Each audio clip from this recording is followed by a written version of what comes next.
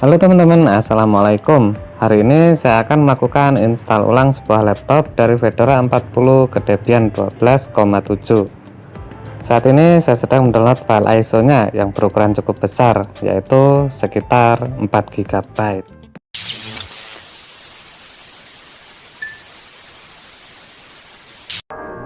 Selesai mendownload, saya langsung membuka file ISO Debian untuk mengujinya. Jika file dapat dibuka tanpa error, maka file baik-baik saja. Namun jika terjadi error, maka saya harus melakukan download ulang. Dan di sini saya juga sudah menyiapkan sebuah flash disk berkapasitas 8 GB yang akan saya gunakan untuk media instalasi sebagai USB bootable. Oke, akan saya pasang dan akan langsung saya burning file ISO ke dalam flash disk.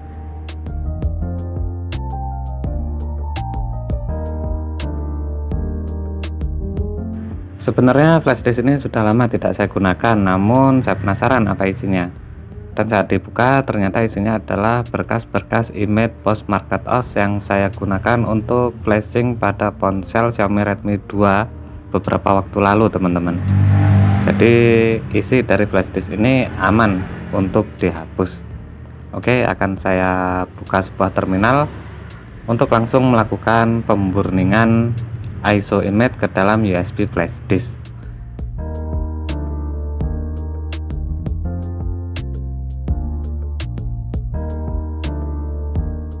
Hanya sebagai informasi saja, jika USB flash disk yang saya pasang pada laptop ini terdeteksi sebagai dev SDB1 teman-teman, dan juga saat ini sedang termounting teman-teman ya. Jadi saya harus melepaskan dulu. Namun untuk menyelesaikan pekerjaan ini saya harus login sebagai root menggunakan perintah sudo su. Kemudian saya melakukan unmount dev sdb1. Silahkan lihat video agar lebih jelas. Saya periksa dengan perintah ls dan file ISO Debian masih berada di tempatnya. Kemudian untuk memburning file ISO ke dalam flash disk saya menggunakan perintah dd. Tapi sebelum menjalankan perintah dd, saya akan memastikan sekali lagi teman-teman, jika partisi flash disk atau device flash disk benar-benar terdeteksi sebagai dev SDB. Nah, di sini saya lihat lagi menggunakan perintah fdisk. Oke, di sini sudah benar-benar dev SDB1 teman-teman ya, kapasitas sudah pas 7 GB. Jadi langsung saja akan saya jalankan lagi perintah dd. Parameternya adalah dd if nama file ISO of, kemudian nama partisi, kemudian bs byte per second saya isi dengan nilai 1 mega. Untuk alamat flash disknya saya tidak menggunakan alamat partisi teman-teman ya. Alamat partisinya adalah dev sdb1, namun saya menggunakan alamat flash disk teman-teman, alamat device nya yaitu dev sdb. Dan sekali lagi saya ingatkan teman-teman, di sini teman-teman harus benar-benar yakin dan jangan sampai salah mengalamatkan parameter off teman-teman ya, karena jika sampai salah data target akan benar-benar lenyap teman-teman. Katakanlah kita salah menulis dev sdb menjadi dev sda. Dev SDA biasanya adalah harddisk utama komputer teman-teman. Jadi jika kita salah mengisinya maka wassalam sudah.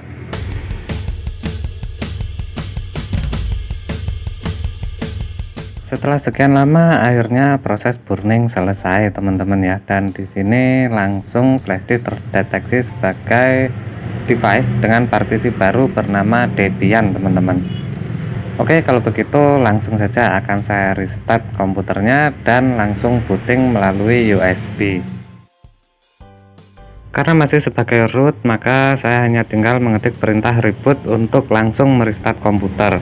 Dan untuk membooting komputer melalui USB ini caranya berbeda-beda setiap komputer teman-teman. Di sini saya coba menggunakan tombol F11, namun ternyata gagal teman-teman. Jadi komputer masih booting melalui harddisk teman-teman ya. Oke, setelah ini saya akan merestart komputer Kemudian saya akan menggunakan pengaturan manual melalui BIOS teman-teman.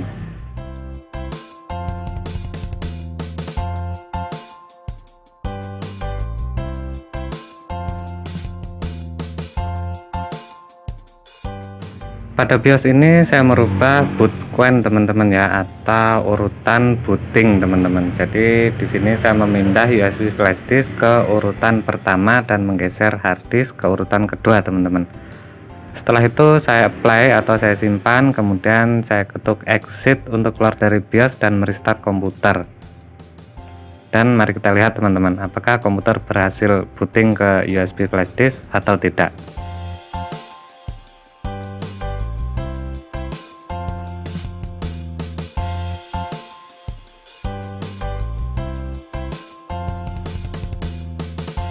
Ternyata komputer berhasil booting ke flash disk teman-teman. Dan di sini ada beberapa pilihan, yaitu graphical install, install advanced option, dan bla bla bla.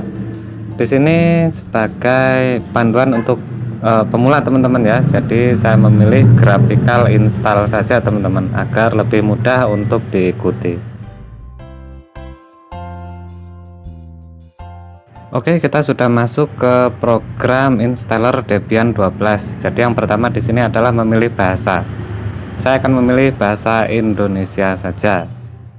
Untuk kalian silakan sesuaikan bahasa dengan bahasa yang kalian gunakan jika ada. Setelah selesai, ketuk continue untuk melanjutkan.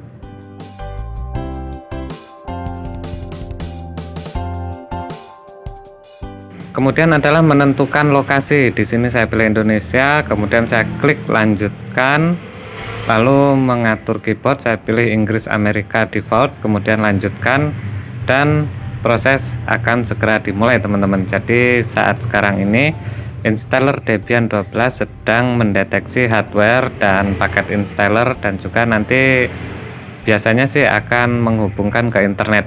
Tapi kita tunggu saja dan ikuti prosesnya. Nah, benar saja teman-teman. Di sini saya diminta untuk memilih device jaringan teman-teman ya, antara LAN atau WiFi. Karena saya tidak menggunakan LAN, jadi saya memilih WiFi, kemudian mengetuk lanjutkan. Pada jendela berikutnya, di sini saya harus menentukan nama jaringan atau WiFi yang ingin saya hubungkan teman-teman. Lalu memilih jenis enkripsi yang digunakan, umumnya adalah WPA PSK2 teman-teman ya. Dan selanjutnya adalah memasukkan sandi WiFi untuk menghubungkan komputer ke jaringan.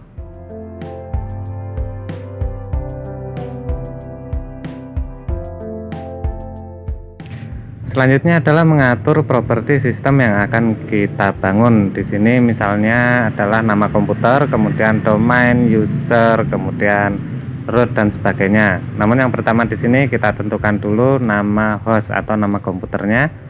Saya memilih nama Hotprint, kemudian saya ketuk lanjutkan, kemudian nama domain di sini saya pilih .net.work, kemudian saya ketuk lanjutkan, dan di sini adalah mengatur kata sandi untuk root teman-teman. Kata sandi untuk root karena komputer ini akan saya gunakan sendiri, jadi saya isi dengan satu huruf password teman-teman biar nggak ribet. Saya ketuk lanjutkan, dan pada jendela terakhir ini adalah kita membuat user baru.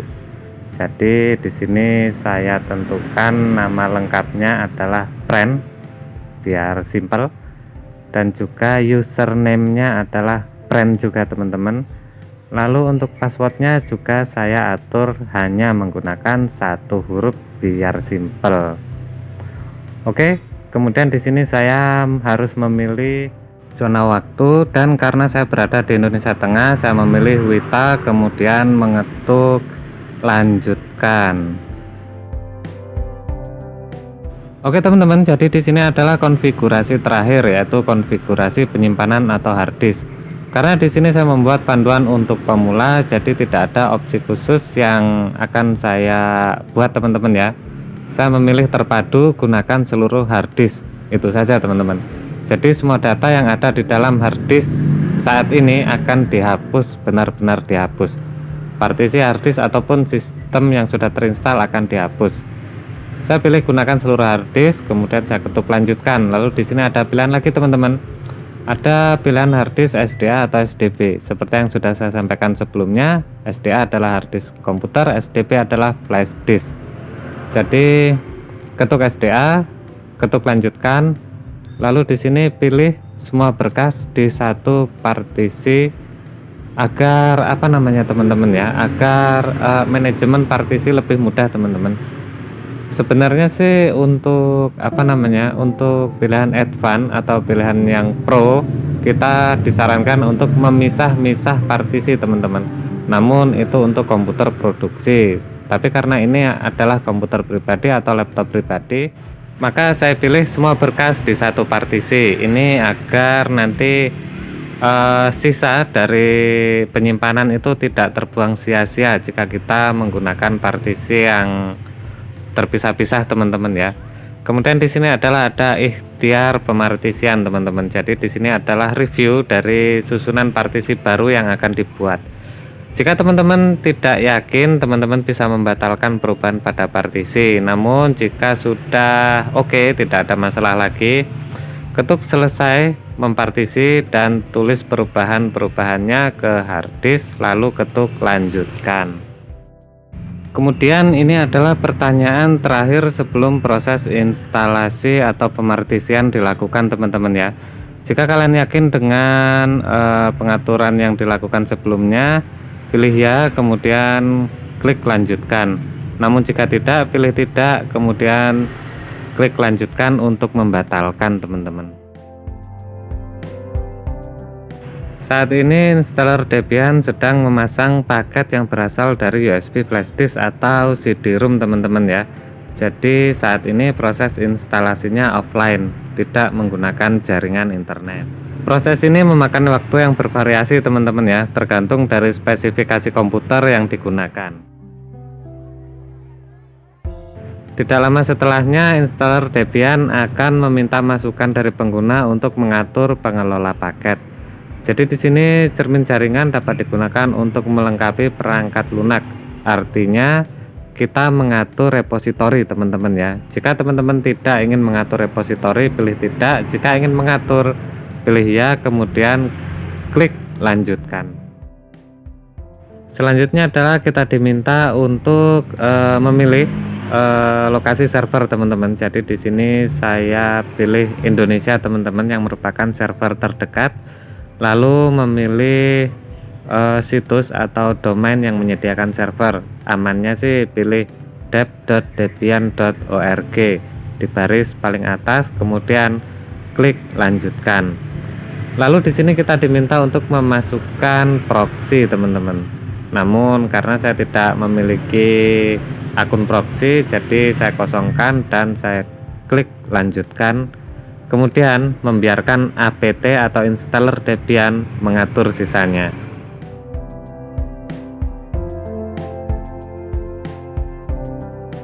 Jendela ini merupakan tawaran dari pengembang teman-teman ya, untuk keikutsertaan kita dalam popularity contest teman-teman, yaitu sebuah program survei untuk mengetahui program atau software mana yang paling banyak digunakan, yang nantinya akan diikutsertakan atau dimasukkan ke dalam DVD installer secara default.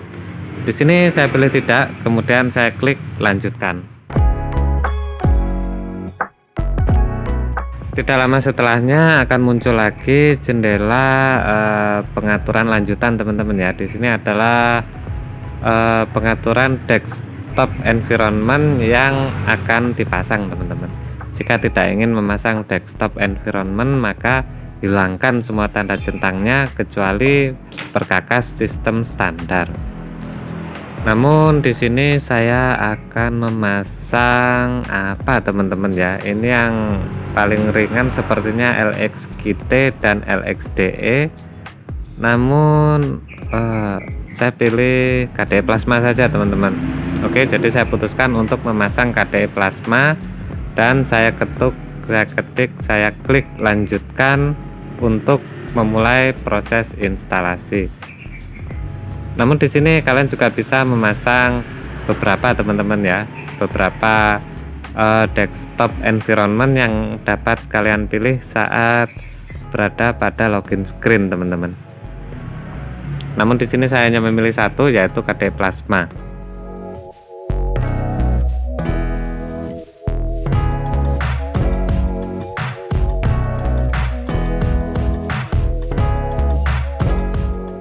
Sampai di sini proses instalasi sudah selesai teman-teman.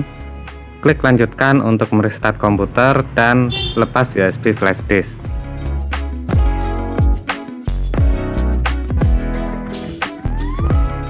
Saat komputer sedang melakukan restart, saya langsung menekan tombol F2 untuk masuk kembali ke BIOS untuk mengembalikan boot sequence teman-teman ya. Jadi di sini saya harus mengembalikannya agar komputer tidak selalu booting melalui flash disk. Namun ternyata di sini saya tidak melihat apapun teman-teman.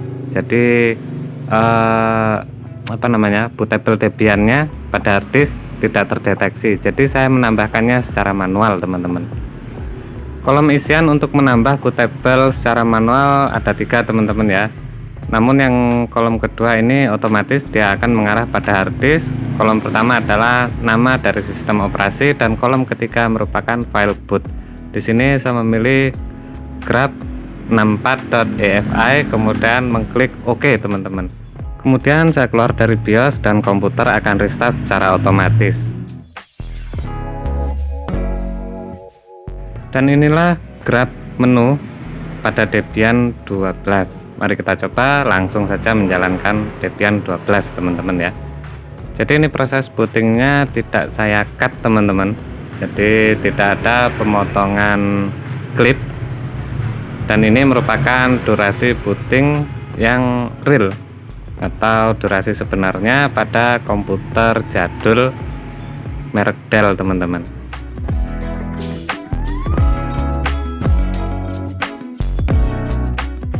Dan dari grab menu tadi hingga komputer siap digunakan saat ini memakan waktu booting kurang lebih sekitar 27 detik teman-teman ya, kurang dari 30 detik teman-teman. Cukup cepat ini ya untuk kategori komputer jadul.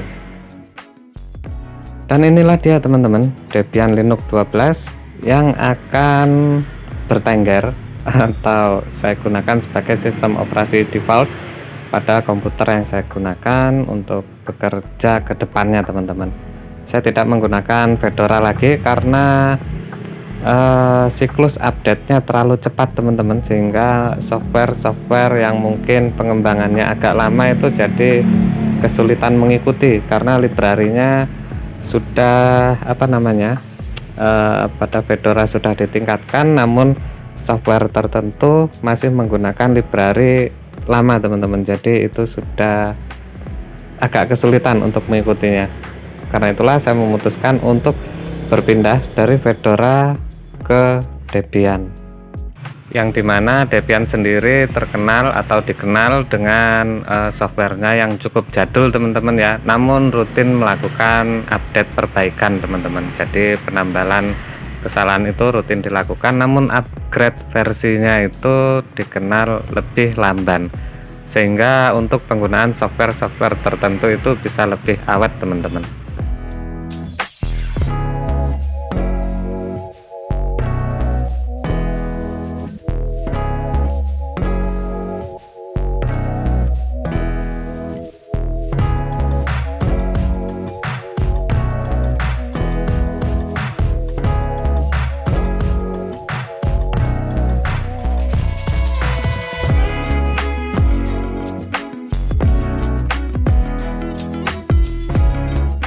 Dan itulah dia teman-teman langkah-langkah instalasi Debian GNU Linux pada laptop jadul Dell Latitude 5280 yang saya buat khusus untuk pemula.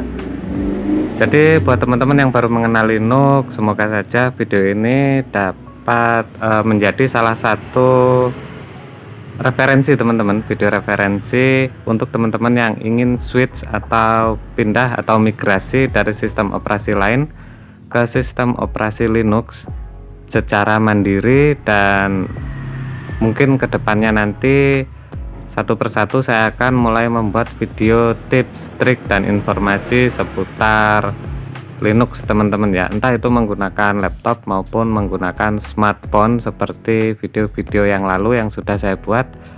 Karena pada smartphone juga saya menginstal sistem operasi Linux teman-teman, untuk tentu saja untuk mempermudah pekerjaan saya. Dan semoga saja dengan video-video yang saya buat ini juga dapat mempermudah pekerjaan teman-teman. Oke, kalau begitu sampai di sini saja. Terima kasih telah mengikuti. Semoga bermanfaat dan assalamualaikum.